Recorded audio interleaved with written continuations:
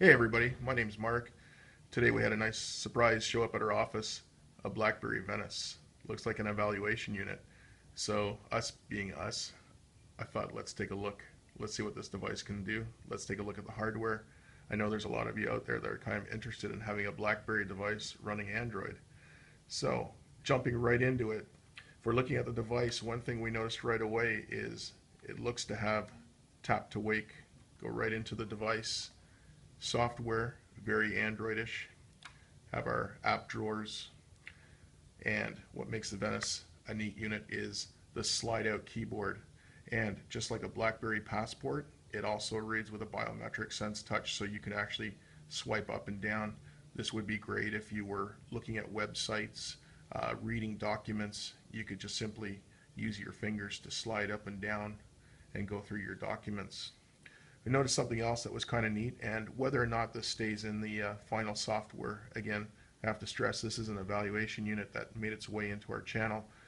But as you'll notice, BlackBerry Hub, Google services, and global or universal search on the device.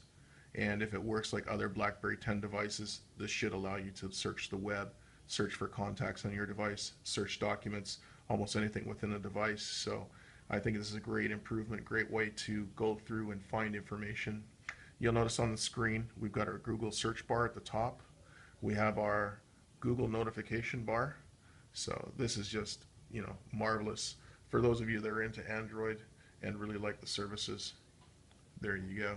Spin the device so you can see where some of the controls are. So you've seen the slide out keyboard.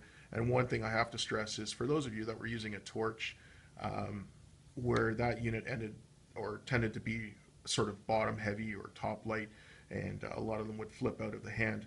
I have to say one thing about this: it is very comfortable whether you're using it closed or open. So let me just spin this through. You can see the screen is very slim, nicely housed into the chassis, very easy to slide up and down, no problems whatsoever. Underneath this packing seal, we've got a camera button.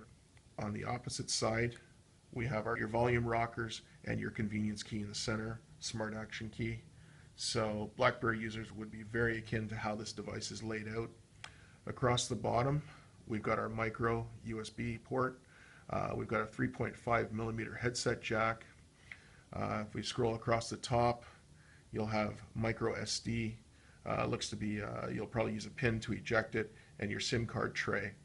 I'm assuming this would be a noise canceling microphone, or it could just be a microphone for picking up audio at the top. And across the bottom, well, I don't really see a microphone jack, but the one thing I do see, this huge speaker grill. We haven't been able to test this, but if you take a close look, I mean, that is, assuming that's a full-fledged speaker underneath the housing, I'm assuming that would be quite loud, just like most BlackBerry devices. And obviously earpiece across the top. Not sure if there's anything embedded or hidden into the into those ports as well. And if we scroll over onto the back, the one thing you notice right away is that huge camera bezel. But I hope you like this video. Hopefully it gives you a little bit more information on this device. Truly hoping that we get this into the Canadian market. Again, this is an evaluation unit. We were lucky enough just to get our hands on it, and it's going to be going back on its way to where it's supposed to be. So for those of you looking for this device, keep your fingers crossed, and hopefully it'll come to your channel soon.